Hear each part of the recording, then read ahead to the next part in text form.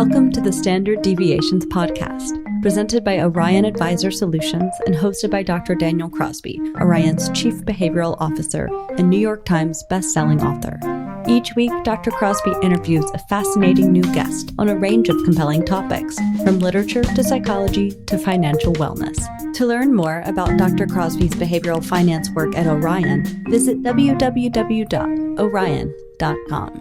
Hello and welcome to the Standard Deviations podcast. I'm your host, Dr. Daniel Crosby. I am happy to be joined today by financial expert and three-time author Emily Guy Birken to discuss her latest book, Stacked, Your Super Serious Guide to Modern Money Management, that was co-authored with friend of the show, Joe Saul-Sehy. So welcome to the show, Emily. Thank you for having me. Yes, here we are kicking off the new year. No better way than by talking about a book that will help people get their money behaviors in order. So it has to be said, that this is one of the funniest books I've ever read about personal finance, which is admittedly a low bar, but it really was a funny book. And that's clearly by design. Mm-hmm. You even read the title and know that this is going to be a little tongue in cheek. So tell me why it was so important for you and Joe to make this a funny book. So one of the problems with finance for a lot of people is that we treat it like it's life or death, and it can be life or death. I mean, there's absolutely good reason for feeling that way. But when you start off with the feeling that money is only slightly less fun than a colonoscopy, you are not going to want to deal with it. You're going to say like, oh, I don't want to think about that. I don't want to do that. And so this is something that I have seen with my other books. So I'll have friends who will buy my book saying like, oh, they really want to support me, but they're kind of afraid to read it because they're afraid of what that's going to say about their money habits, or, they're going to find out that they're even further behind than they already think they are. So we want people to kind of lower their defenses and start with the idea of like, this can be enjoyable. This can be fun. I will actually pick this book up and read it because there's fart jokes in it. That's going to be great. Whereas if you start off with like, this is very serious and you have to be doing this or else everything is going to be ruined in your life financially, that's going to turn off a lot of people who are the people who specifically need a money book. Yeah. There's also really a robust body of literature around how humor makes things stick more, thinking mm-hmm. from an adult education perspective, from a behavioral perspective. We know that making something rhyme or making something memorable or making something funny or anecdotal. And there's all of this in your book and fart jokes. And so, I think all of these things really make it stick. So I do believe that there is a method to your madness. You were mm-hmm. saying that one reviewer was upset because it was funny. So we should mm-hmm. say at the outset, this is a funny book. So if you don't like your personal finance education with a side of humor, this isn't for you. So you and Joe begin the book quite provocatively with what you call your one magical idea to rule them all. So do tell, what is this one magical idea to rule them all? This idea is something that's based on what you'll see in a lot of money books, which is you start with, the authors will tell you, start by setting your goals. And there's good reason for that. If you have a sense of where it is you want to go, that's how you can figure out how to get there. The problem with starting by setting your goals is that you are not really contextualizing it in time. So if you say like, okay, I want to retire someday, that doesn't really give you any kind of steps to take to get there. That doesn't give you any sense of where you are now and how you'll get there. If you say, I want to pay for junior's college education, that does not give you a sense of what you need to do in order to make sure you have enough set aside. So what Joe and I have done is we talk about timelining your goals. And so we mean that very, very literally. You get a piece of paper, you draw a little stick figure of yourself on the left-hand side, and that's because drawing is always more fun than not drawing. And then you draw a line and that represents the rest of your life. And then you put parts on the line of where you want to be at certain places. So you want to retire at 58. Okay, so you'll put that on there. You want to pay for your kids' college education. Now, there's a couple of really good things about that. For one thing, it forces you to start thinking about like, okay, where am I now financially? How do I need to get to paying for college, to retirement at 58?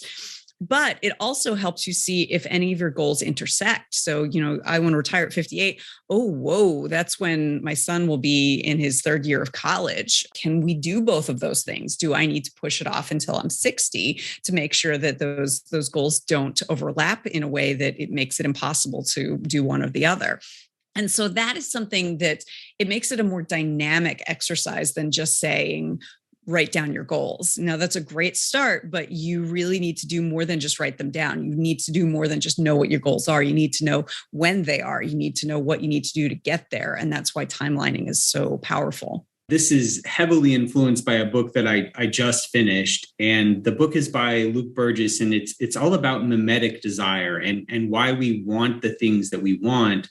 And he makes it's an excellent book, and he makes a really compelling case in the book that so much of what we profess to want is socially mediated. And he draws on the ideas of Girard and others to show that a lot of times the things that we profess to want, we want because other people want them. And there's this sort of social contagion in this. But it also leads to these sort of what he calls thin desires, or goals that don't really sort of sate our thirst for accomplishment and connection.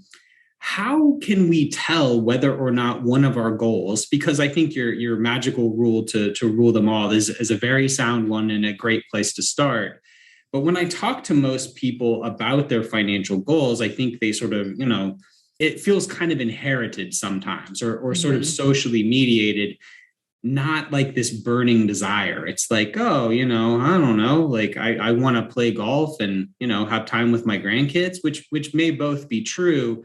But do we ever need to do a little more digging to make sure our goals are personal and authentic enough that they give us sort of the rocket fuel we need to do the hard blocking and tackling of saving and investing money? Oh, absolutely. Yeah. I really think having the goals that are like come from within, you're going to be so much more motivated than the goals that are just kind of like, okay, well, I should try to make partner because that's what's expected. And I should plan on retiring because that's what's expected or things like that. And of course, we don't think of it that way. We don't think like, oh, I'm doing this because everyone expects me to. We don't think that way. We think that this is what we want. And determining the difference between them is really about sitting with your goals and like spending time thinking about why you want to do things and what you really want from it.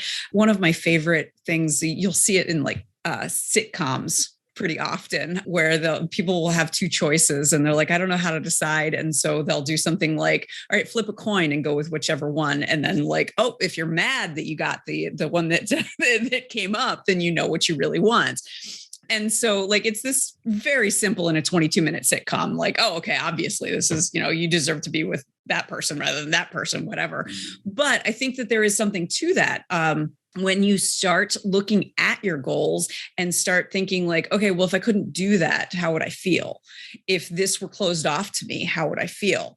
And then you can start to kind of see where, you might feel relieved, where you might start to feel like, well, no, that would really, really upset me if I couldn't do that. And so if you start looking at things in that way, as if like, these are choices that could be closed off to me, which ones are the ones I would regret? Which ones are the ones that I really want to go towards, even if I weren't able to because of X, Y, or Z?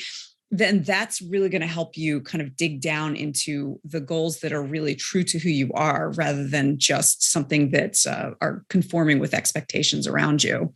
Yeah, I like that idea of sort of exploring how it would make you feel, the emotional undercurrents. The other thing that I find myself doing with my wife and my family as we set our own financial goals is I try and start with values almost. So, I have a value around relationships and connection. I have a value around creativity and personal autonomy. And each one of those sort of meta values flows into goals, right? I mean, there's financial goals that correspond with each of those. And so that makes it a little bit more, a little deeper, a little thicker, to use Burgess's term, and not, I want a Lambo because my neighbor has a Lambo, or, whatever, the sort of cheap goal that makes ostensible sense, but isn't really fulfilling or values based. So chapter 3, I loved because it's become this huge battle in the personal finance community. And for those who don't follow the discourse online, the personal finance community is chippier than you might expect. I mean, there is some sort of back and forth in some of these topics. And one of these sort of seemingly fraught battles in the personal finance community is around, should you focus on increasing your income or becoming thriftier? So Nick Majuli, friend of the show, former guest, and a great blogger, he shared an interesting graph recently that looked at the savings rate by income level. And, surprise, surprise, it rises in a stepwise fashion. So as people make more, they save more. People who were making very little were saving very little. And then I think his highest income bracket was like 500 grand plus. And people making that kind of money were saving nearly half of their income. So where do you sort of fall down on this continuum, or how do you think about this conversation when it comes to, do we try and maximize our earning potential or crank up our thrift? So when I was first out of college, I was working at Barnes & Noble. I was making $8.25 an hour. And I have always been very frugal, and was, kind of felt like, I'm making very little money, but I can do big things with it because of my frugality, because of my ability to save, because of my ability to say no to things when it wasn't the right time to buy them because I didn't have the money saved, that sort of thing. And it took me a few years to realize, I came to this realization slowly, that you cannot frugal your way to wealth.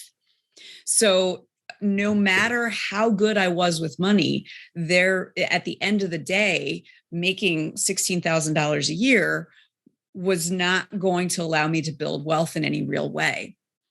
And so that's something that I think is really important, and was something I needed to understand, coming from this sense of frugality, coming from this also the sense of like, well, I don't want to earn a lot of money because like only really greedy people earn a lot of money. Like I had that kind of mental block. And recognizing that if you want to build wealth, if you want to have all of these different things in your life that are not necessarily about greed, if you want to be able to give back, if you want to spend time with family, those sorts of things, then you are going to have a higher income. There's just no getting around it. Now, once you have the higher income, you need to also be frugal. There is no getting out of the fact that frugality is an important component, but it is one of those things where like you can't start from the idea that frugality is the only key to success when it comes to building wealth, nor can you start from the idea that a higher income is the only key to success. You have to work with them in conjunction and recognize that, if you're spending every cent you earn, no matter how much you make, that is going to lead to bad outcomes. And if you are frugally saving every single cent you can, but you're making less than $20,000 a year, that is not going to lead to great outcomes. Although it's better than someone who is not able to do that with under $20,000 a year.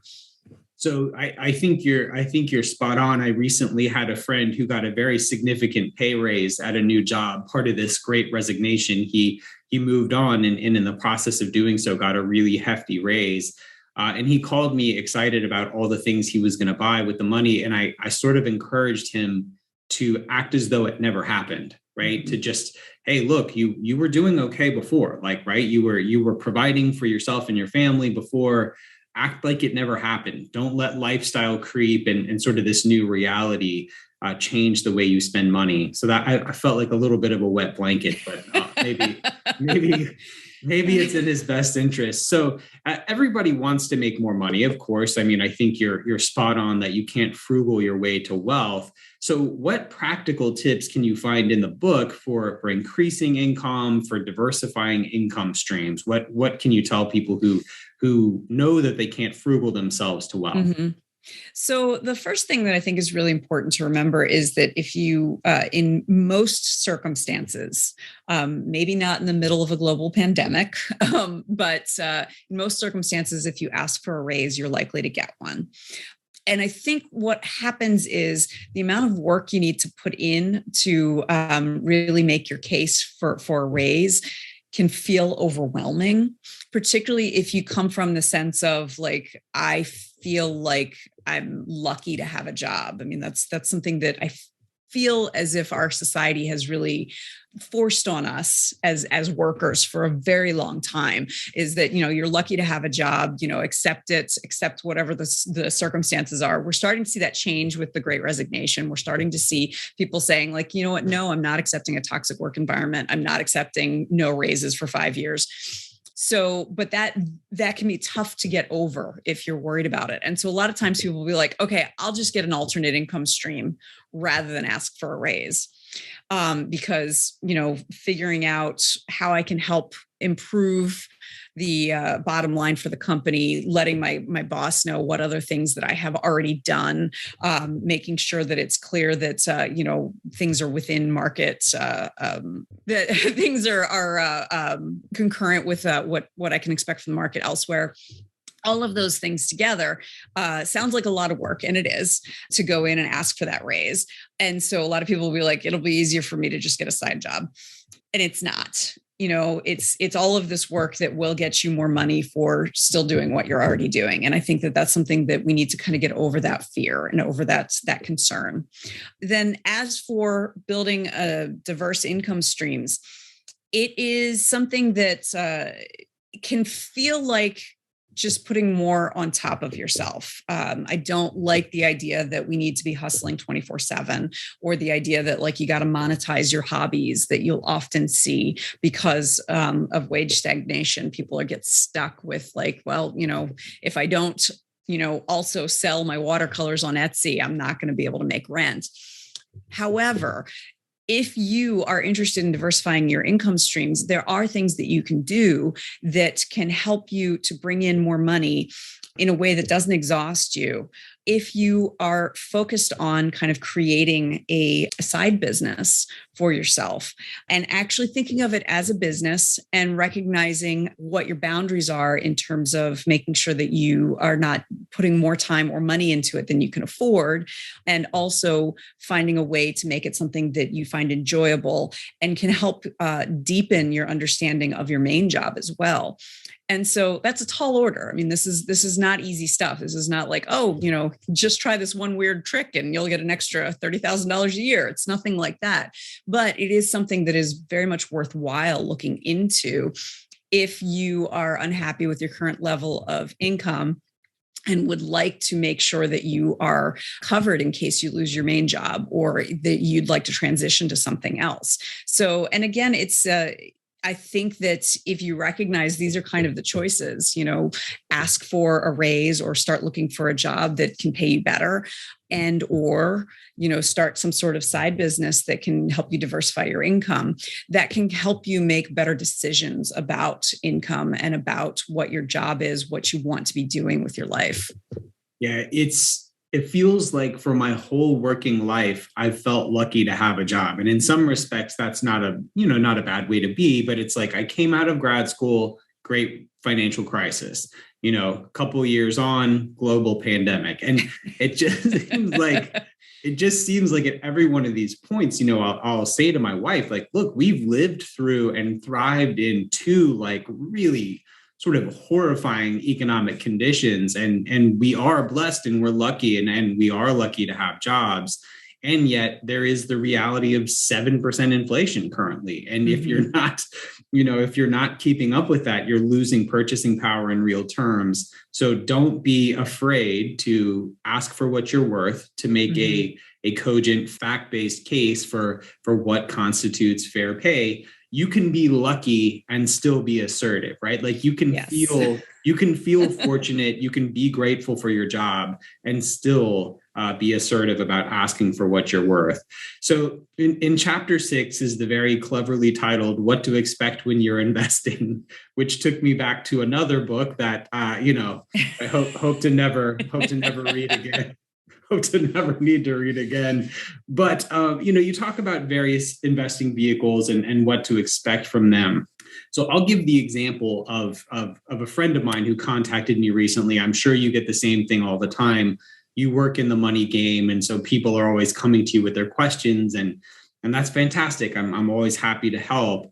But a friend of mine who works in real estate he sort of has all his chips in real estate. Mm-hmm. He is himself a realtor. He has a number of rental properties. Sort of everything is, everything from his income to his side hustle to everything is sort of stacked on income in his local market. And so he comes to me and says, hey, I'd like to start basically dollar cost averaging into the stock market. And I say, yes, this is a great idea. Like, right, this is very good. Yes, let's do it. And so he sort of asks me, what sort of returns can I expect? And sort of what are some historical max drawdowns? And so, I tell him, mm-hmm. And he's like, wait, I could lose 50% of my money? Like, well, yes, right? Like, yes, you could. Like there is historical precedent for that, but trying to explain to him diversification and different things. But that was kind of the part that stuck. And so I struggle. It wasn't the 10% per year average over long periods of time. It was the possibility of the 50% drawdown. That's very consistent with human psychology. So how do we educate folks without scaring them off? Right. Mm-hmm. I think it's critical for folks to know what to expect when they're investing. But how can we frame conversations around investing so that we can manage expectations without doing what I did, which is scaring people out of the game, perhaps? So I think one of the things that's really important is to start with what prompted the question. So you see people going like, ooh, NFTs are hot. How do I get in on that? Is going to, getting that question from someone is going to lead to a much different discussion than someone saying like, I need to figure out how to save for retirement. And so that's part of where that kind of education, I think, can come from is, if someone's coming to you like NFTs, Bitcoin, all of that, that's where like, let's, scare straight, that sort of thing, where it's just like, okay, you need to understand, this is something that's hot right now. Here are the ways that lost, the fact that there is no historical data on NFTs because they're relatively new. All of that is really important. When it comes to someone saying like, okay, I need to diversify because everything I have is in real estate and local real estate at that, I think it can be really helpful to kind of do like kind of a stepping stone. When I was a teacher, we talked about something called the known new phenomenon, which is when you're teaching someone, it's really helpful to start with something they know and then add something new. So with that, so for your friend who understands real estate really well, starting with like REITs, real estate investment trusts, as like, okay, you understand real estate. So let's start with REITs as a method of investing and, start with that, like, because you understand what's going on with that. Here's how REITs work. Here's what you can do with them. And then here's how they could be a part of a mutual fund or an ETF. And then from there, if you've got, something in that, you feel confident with that, let's talk about diversifying within that. What can you pair with a REIT? How can you reach your goals and diversify, starting with something and then kind of branching out. And then as you know more stuff, you can branch out even more.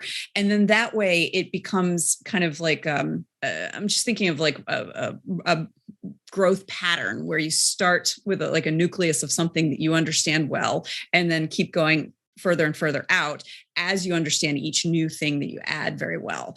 And so that's because, as I'm sure you know, we tend to be very binary thinkers. We think, like gain or loss. We think up or down, gangbusters or failing. And so starting with something that is very familiar to whoever it is you're talking to can be really, really helpful in saying, like, because I'm sure he is very cognizant of the possibility for loss in real estate. And because he's lived through it, he lives and breathes it daily. That's something that he's very comfortable with. And so like just adding a little bit of discomfort as you go, and as he's learning all of these new types of investments, that's going to make a lot better and easier transition for him than just like, all right, just jump right into the stock market, go in the deep end, the water's fine. Yeah. Yeah. I really like that known new rubric for thinking about these things and using the chassis of something they're already familiar with to be a vehicle to introduce something they're unfamiliar with. And, to your point about these more speculative assets, I think that most people approach conversations about investing with sort of a high level, either risk first or reward first mentality, right? Like if you're talking about something super speculative, I had another friend email or text me the other day and say, hey, my Uber driver today, it was his last day driving Uber. He's quitting and getting into trading NFTs full time. Like, how can I get started? And I'm like, okay, wait, like, whoa, like, okay, no diss on NFTs. I think there's some interesting things happen there, but you have to understand she was having a reward first. How can I quit my job, make $10,000 a day, like this individual purported to be doing? And you have to say, okay, let's flesh out the other side. And for someone who is sort of a risk first investor, like my real estate friend who was only looking at downside, you have to help them understand the upside. So use what they know to bridge to something, to bridge to something new, and then determine, are they risk first or reward first? And how can you make that picture more comprehensive? So Emily, my favorite chapter was chapter 10. Of course, this was the psychology chapter. This talks about money scripts, use some ideas from Brad Klontz and others. Tell us what a money script is. And how is understanding our own personal narrative or script around money psychology so important to getting started? Sure. So money script is an unconscious belief about money that is often formed in childhood. Money is not the only thing we build scripts about. We'll have scripts about any number of things. And if you talk to kids, you'll hear them say really funny stuff that because like they've formed these ideas. So for instance, my mother, when she was a little girl, she thought doctors weren't allowed to get sick. And if they did, they'd go to jail. And so because we talk about doctors and we talk about illness and we talk about jail, she learned that was not true. The thing with money scripts is that they can remain in place even when they are, I don't want to say objectively false, but are only true a little bit. So there's only a germ of truth to them. We'll hold on to them because as a society, we don't talk about money that much. And so we don't have as much of a chance to challenge these scripts. So for instance, one of my money scripts was the fact that the idea that only people who are greedy or materialistic want really high incomes. And that's something that I had to kind of overcome in myself early on in my life. I also have a script that I don't deserve any money that I didn't personally earn. So being gifted something valuable made me very uncomfortable. The idea of inheriting money made me very uncomfortable. And so understanding these scripts, and all of these are avoidance scripts. These are people who have scripts like mine tend to want to avoid money. They can cause you to have disordered money behavior. I prefer to call it that rather than bad money decisions, because the money behavior is fulfilling some sort of emotional need when you make a disordered choice, but it is not necessarily the best choice for your finances. So understanding which script you have, whether it's avoidance, like what I had, vigilance, which is another one that I have, which is the idea that you need to pay close attention to your money. It's important to understand where your money's going and that you need to track and all of those things. Status, which is where you believe that what you own represents who you are, and worship, where you believe that money is going to give you more happiness. Having more money leads to more happiness. So depending on which money script you have, and they tend to overlap, you tend to have more than one at a time, you're going to have a different reaction to any number of things. You're going to have a different reaction to getting a raise. You're going to have a different reaction to a market downturn, different reaction to inheriting money, any of those things. And so knowing what your reactions are coming from, like knowing why you're having this reaction, can help you to make better money decisions. Because if your immediate reaction is like, oh, no, I have to give that all to charity, like that's something that I would think, I can say, wait, that's a lovely, noble idea. Does that really represent what my values, my goals, my dreams, my hopes? If your immediate reaction is like, great, I can, buy a huge house, you can stop and say, like, well, is that really what I want? Do I want everything that comes along with having a big house? So understanding this about yourself gives you the space to pause whenever there is a money issue that comes up, and start to think about it and think about why you're reacting the way you are, and if it really represents something that's going to make you feel good once all's said and done. So as a psychologist in training, one of the things that we had to do that I thought was very worthwhile was we had to go to therapy ourselves throughout the entirety of my grad school experience. And one of my therapists had this line, and it was basically, how's that working for you? So I would come in and say, I'm doing ABC thing. And he would say, okay, well, how's that working for you? How I'm worrying about this. And like, how's that working for you? Mm-hmm. And it sounds kind of flippant, which maybe it was. But, one of the things that he was trying to drive home was that there is no sort of objectively rational, irrational, good or bad decision about money or perhaps anything else. It's more about how adaptive is it for you and your goals and your circumstances. So you start with your magical rule to rule them all. You lay out your values and your goals, and then you look at these behaviors. Now, coming to money scripts, one of the things that I've found is, of course, you said it at the outset, these are unconscious preferences. These are unconscious sort of rote ways of approaching money. I find that some of my scripts were illuminated when I got married, right? So this is a time when the way that I grew up with money came into close contact with another person who grew up differently with different ideas about money. And I mean, it must be said, my wife and I grew up in very similar homes in many respects, and still there were differences in how we approach money. How do we illuminate these things? If they are indeed unconscious, how can we sort of bring them to the forefront so we can illuminate them and make them easier to work with? So there are a couple of things that I think can be really helpful. One is to kind of be an archaeologist of your own decisions, in that, like, everyone has some boneheaded money decision where they go, why did I do that? What was I thinking? And instead of like using those questions to beat yourself up, actually answer them.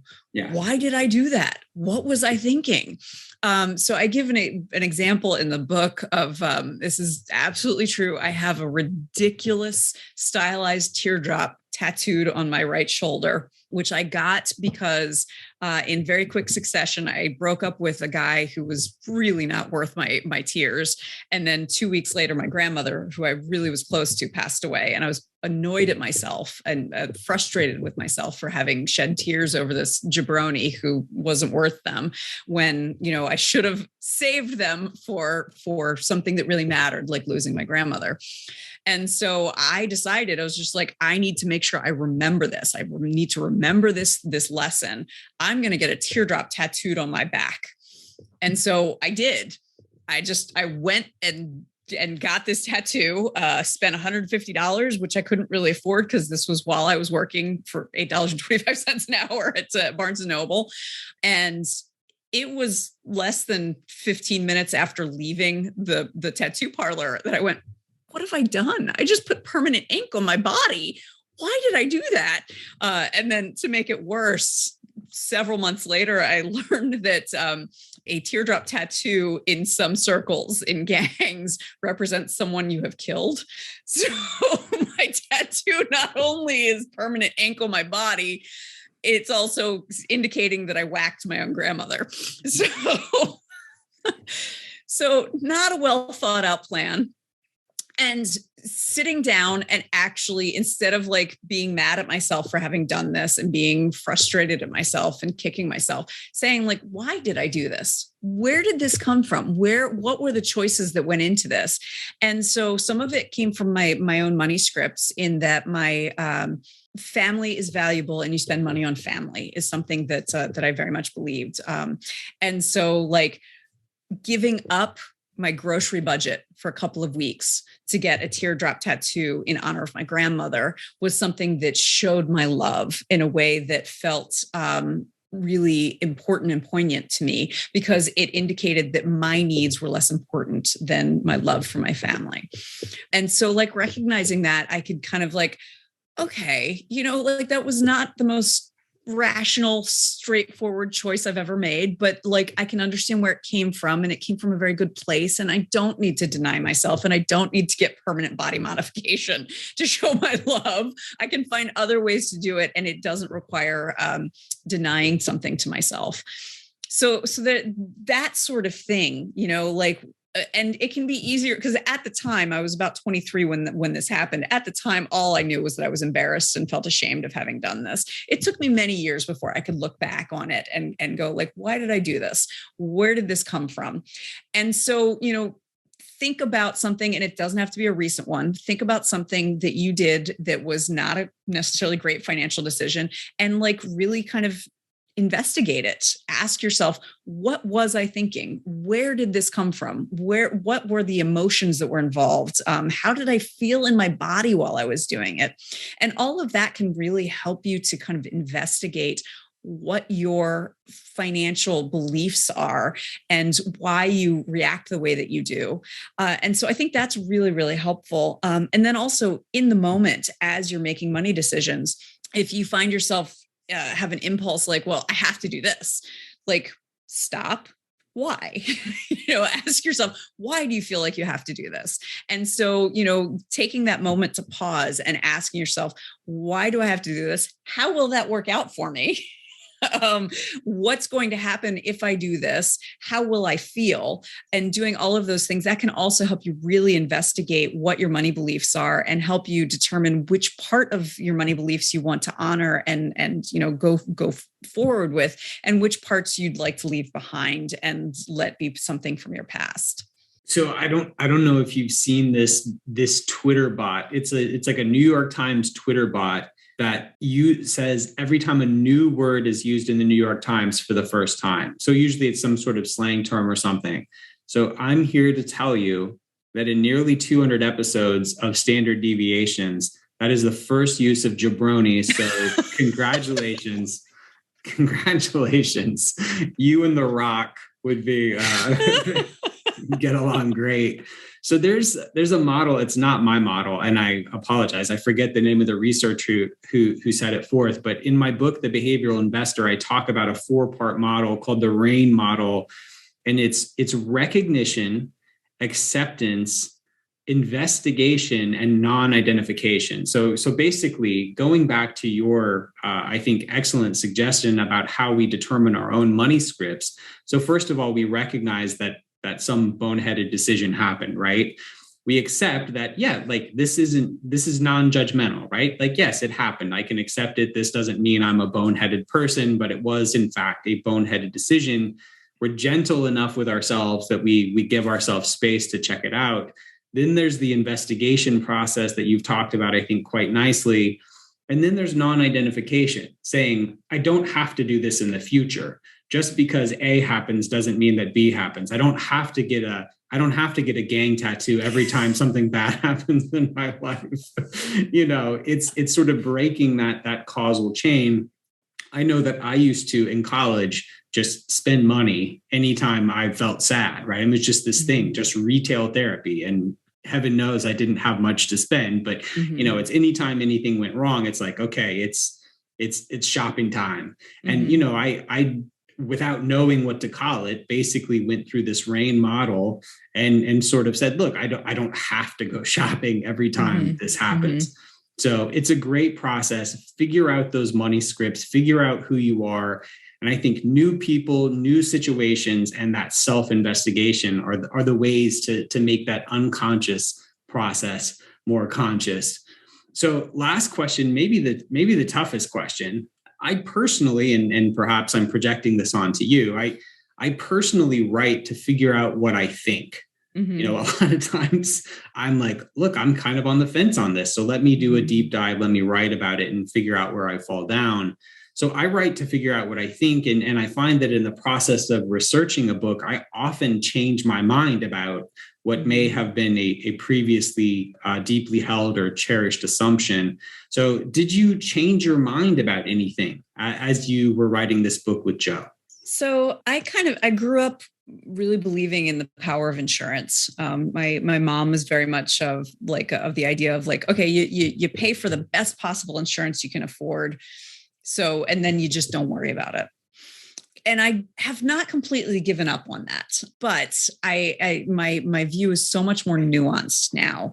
In particular, so in 2012, my mom got sick. She came down with pneumonia that was bad enough she needed to be put into a medically induced coma.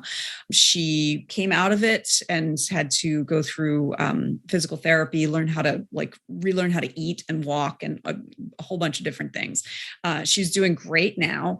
But that was a really, really tough time.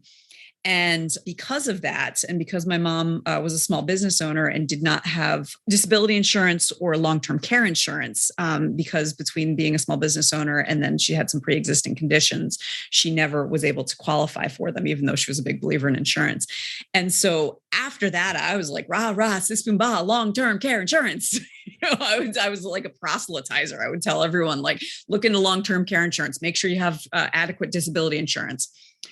Now, I still am like that about disability insurance, because more of us are going to be disabled than when we think is possible. It's 1 out of every 4 current 20-year-olds will experience a disability event of at least a year before they turn 65. So that's a ridiculously high number.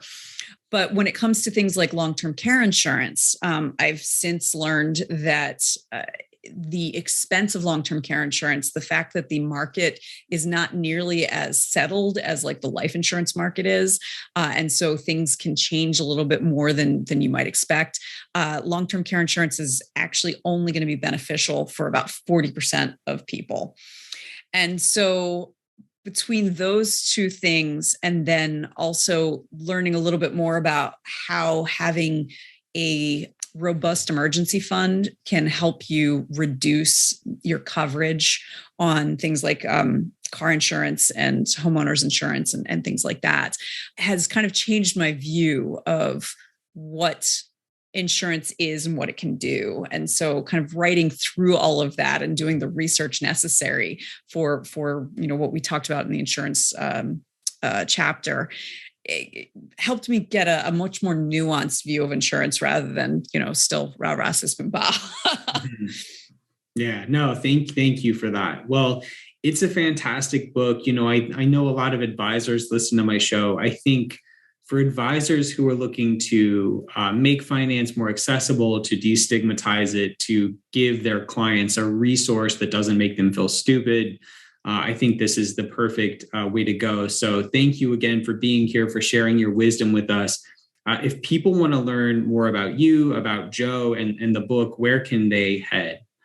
So you can find me at my website, emilyguyberken.com, and then /stacked for any information about the where you can buy the book.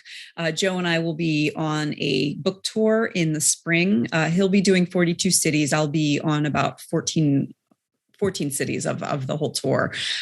Joe is intense. 42 cities is a lot. So you can find out about that there. You can also go to Joe's website, stackingbenjamins.com and /stacked for information about the book and the tour. And then you can also always find me on Twitter at Emily Guy Birken. I am on Twitter way too much, and I love to say hello there. 42 cities, that is a nightmare. Please go buy the book so he can stop going around to 42 cities. Oh my goodness, that makes me tired just talking about it. Emily, thank you again. Congrats on the success of the book, and thank you again for all that you've shared with us today. Thank you. Thanks for tuning in to Standard Deviations. If you can't wait till next week for more behavioral finance insights, visit www.orion.com.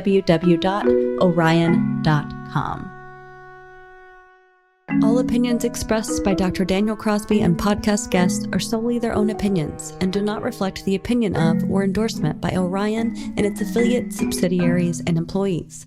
This podcast is for informational purposes only and should not be relied upon as a basis for legal, tax, and investment decisions.